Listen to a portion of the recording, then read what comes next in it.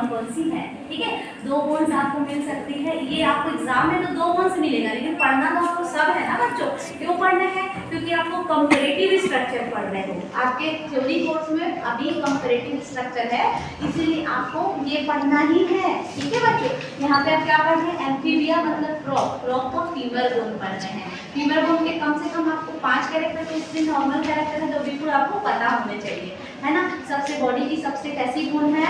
Longest bone है femur जो है कि नहीं। और किससे जुड़ी हुई रहती है? कौन से गडिल से कनेक्ट रहती है, ये बता सकते हैं आप? फीमर होती है, फीमर बोन जो है वो पैल्विक गडिल से जुड़ी हुई होती है ना। और अगर ह्यूमरस की बात करूं तो ह्यूमरस बोन कौन से गडिल से कनेक्ट रहेगी बच्चों? पेक्टोरल से। ये याद रखिएगा, ह्यूमरस बोन जो है वो पेक्टोरल गडिल से कनेक्ट रहेगी, फीमर जो है वो पैल्विक गडिल से कनेक्ट रहेगी, है ना। तो ये सब बोन्स का जो एक तरह का अरेंजमेंट है ना, वो आपको बिल्कुल याद रखना है। ठीक है, यहाँ पे कोई ऐसी बड़ी चीज नहीं है जो आप याद न रख पाओ, है ना। और मैमल रैबिट का पेक्टोरल गडिल, जैसे जो रैबिट है उसका पेक्टोरल गडिल में कौन कौन सा भाग पाया जाता है? जैसे स्केपुला है, सुप्रा स्केपुला है, ग्लिनाइड कैविटी है ना, क्लैविकल रीजन है। तो ये आपको याद रखना है, याद हो जाएगा। ठीक है, तो ये डायग्राम बनाएंगे बोन्स में भी। आपको बोन्स या तो जैसे अगर कहीं स्पेसिमेंस है बोन्स का, तो स्पेसिमेन रख दिया जाएगा आपके सामने बोन्स का, है ना। और अगर नहीं है तो डायग्राम रहेगा, या तो आपको बोल करके भी बताया जा सकता है कि आपको बोन्स बोलती है पेक्टोरल गडिल ऑफ रैबिट, तो आपको पेक्टोरल गडिल का डायग्राम बनाना है, नामांकन करना है, लेबलिंग करना है, और आपको क्या करना है? कमेंट्स लिखने हैं। सही बात है, इतना हो जाएगा, है ना।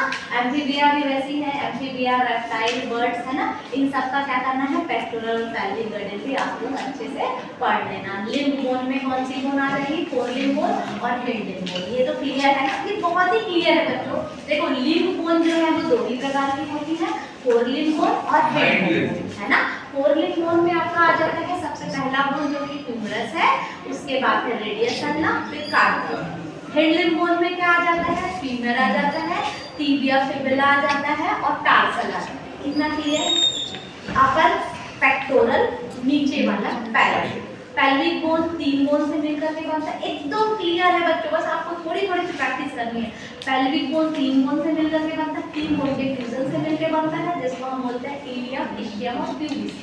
ठीक है, इलियम, इस्कियम और प्यूबिस 3 बोन से मिलकर बनता है पैल्विक गडिल। और जो पेक्टोरल है वो तो अपर पार्ट की गडिल है। ठीक है, यहाँ पे तक कितना क्लियर है आप लोगों को? ठीक, अब इसी के साथ ही साथ हम स्पेसिमेन को भी पढ़ लेते हैं। ठीक है, स्पेसिमेन में हम लोग देखते हैं कि स्पेसिमेन आपको दिया जाएगा फॉर्मेलिन की जो बॉटल फॉर्मेलिन से भरी हुई आपका स्पेसिमेंस है, उसके अंदर अपन रखते हैं। आपको पता होना चाहिए 40% सॉल्यूशन में हम क्या करते हैं? स्पेसिमेन को देख करके रखते हैं, है ना। तो यहाँ पे क्या है? जैसे कोबरा है ना, कोबरा है, ड्रैको है, सैलामेंडर है, हाँ सैलामेंडर है, हाइड्रोफिश है। हाइड्रोफिश क्या है?